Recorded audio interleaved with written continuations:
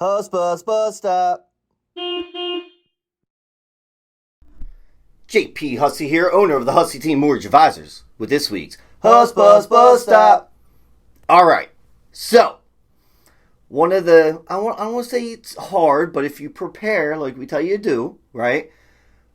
One of the toughest things could be wanting to buy a new house when you already own a house and you may need the money from selling that house to buy the new house, right? It can be confusing, okay? So I want to give you guys a couple ideas, a couple tips, all right, on what to do if you find yourself in this very fortunate position, really, right? So a lot of people, they bought their house when, let's say, they're 30, okay? And then you have a couple kids, let's say, right? You need a bigger house, all right? And you're trying to manage the family, the kids, and then try to get a bigger house and move up, all right? So we call that like a move-up purchase, all right? So some things to consider when you do this, okay? If you sell your house before you buy the new one, where are you going to live, right? Now, there are some things out there called a rent back. So if you sell your house, then maybe you rent it from the new buyer, your own house, right, for a certain amount of time before you buy a new home, okay? But it is a puzzle, and there is timing involved, right? That's one thing you could do. If you're fortunate enough to have some family, friends, right? But if you have kids, that can be tough, but maybe you go live with them for a little bit. And that's selling the house first and getting that money, the proceeds from that house, all right? Maybe put it into like a high-yield savings, make some money on it, and then go find a new house, all right? Not saying that's easy, but from a less chaotic standpoint, that's one way to do it. Now, a lot of people aren't in that situation with a rent back or can live with someone for a little bit before they find the next house, right? They have to legitimately figure out a way to sell their current house and get into that next one, okay?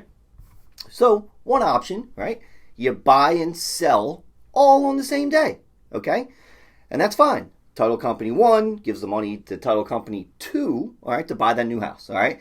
Now, sometimes that doesn't work, and the seller, I know this is kind of confusing, the seller of your new home that you're buying, all right, may not like that contingency, it's called, all right, because they have some risk, and they may be buying a house too. It can be a big chain, right?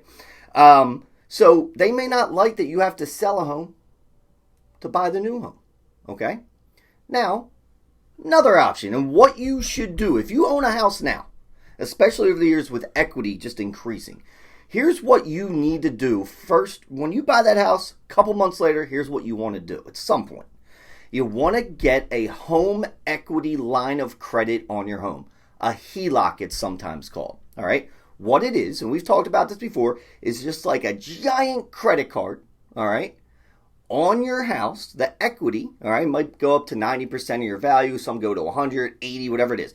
But it's like a giant credit card, all right, with really a rate that is about half of a credit card, all right, because it's secured by your home, so you get some better terms, and you just have it sitting there, waiting to be used if you need to use it. Now, whole other topic, you don't want to just use this for everyday stuff. This should be for bigger purchases where it's kind of like a swing loan, things like that, that you don't want to hold a bunch of money on those things. That's a whole other topic. But it gives you the option to be able to have the equity from your current house to maybe go buy a new one, okay?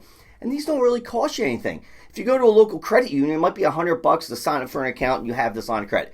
Get the HELOC. I don't know how many times I got to tell people this. Just get the HELOC, because now you are prepared if you're going to do something, because things move fast, all right? So if you get that HELOC, now you may be able to buy the new home, all right, because you have the HELOC to pull the equity from and down payment, closing costs on the new one, all right? You use that, then you sell your house afterwards. Timing involved. You don't want 2 payments, things like that, right? There's a lot of timing. But then you sell the house after that, right? And then that pays off that home equity line. So you're just giving a loan to yourself to buy the new one. Now, you got to qualify with both of those homes on your debt to income portion of your qualification. That has to occur. There's a lot of pieces there, but if you prepare up front, you have the pieces in place to be able to use, then work with a good advisor that can move money around, they can maybe figure things out. There's always a way to get something done, okay?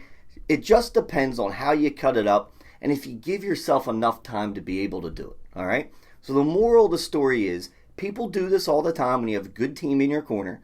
You can buy a new home before selling your current one, do it all on the same day. There's a lot of different things you can do. But if you own a house, get the HELOC there because it's going to at least give options for you, okay? And you need a good real estate agent, you need a good mortgage advisor behind you to coach you through this, because besides all the twists and turns of the financials of doing this type of situation, you still have a life to live, and it can be chaotic.